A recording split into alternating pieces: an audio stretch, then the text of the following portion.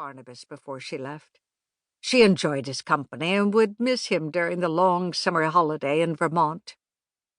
A low rumbling came again to send a tingling through her. She stared out across the angry ocean with a rapt expression. Collinwood had always fascinated her. The enigma of her own identity had made her take a special interest in the dark old mansion and its people. Elizabeth had accepted her as a daughter, and sometimes she wondered whether or not she might actually be a Collins. Surely she had the typical Collins spirit and love of adventure, and that was one of the reasons she so disliked leaving the estate at this exciting time. Collinwood had been rented by one of the major Hollywood film studios as the location for an historical romance about Maine, and as soon as they left in the morning, the advance party of the film company would take over the great house and make it the base of their operations for filming a movie. The famous stars, Rita Glenn and Clifton Kerr, would actually be living in Collinwood, as would director Brad Hilton and others in the movie. The rest of the Hollywood company would be living in the various summer hotels in the village, as well as some of the private homes.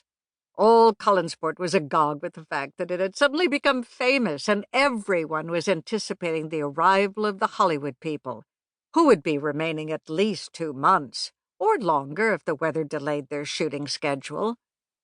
Victoria was disappointed. She would have liked to remain, just to be there when the film was being made, but Elizabeth had been firm. The arrangement was that the company was to have the house completely to themselves.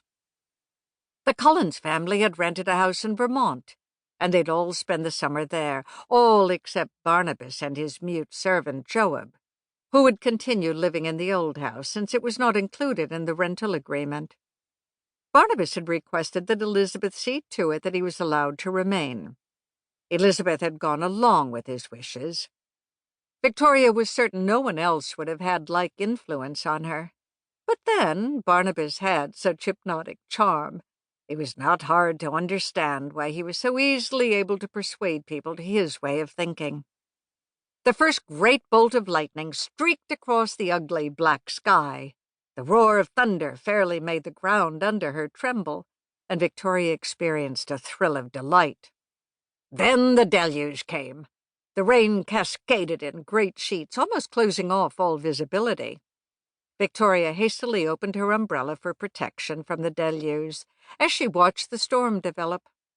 Another barbed flash of bluish yellow cut the darkness, and the thunder assaulted her eardrums mercilessly. It was one of the most violent storms she'd ever seen at Collinwood. Surely Barnabas must be staring up at the eerie sky, watching it as she was. Somehow, the storm seemed to liberate her. The frustrations of the day were lost in the excitement of it, and when the lightning grew more faint and the rumble of thunder less loud, she was somehow let down. The storm was on the wane, the sensation of it over.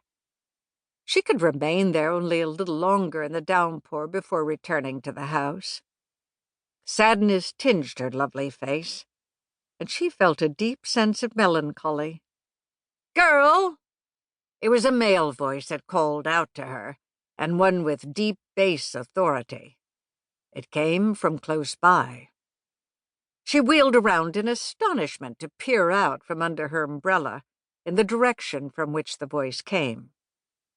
A tall, spare man with a balding head and a black patch over one eye stood close to her on her left. Victoria was startled because she had not thought of anyone being so near her, or coming out on the hill in such a storm. Yet the strange male figure could not be denied.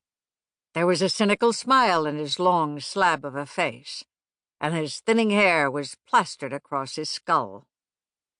The slab face showed grim amusement. "You do have a voice, don't you?" "Yes," Victoria barely managed to say in a tiny voice, which she knew was ridiculous. "Good," the tall man in tweeds and raincoat said. "So you talk and breathe and are a living girl. For a moment I suspected you were a phantom." She smiled. "I'm Victoria Winters. I live at Collinwood."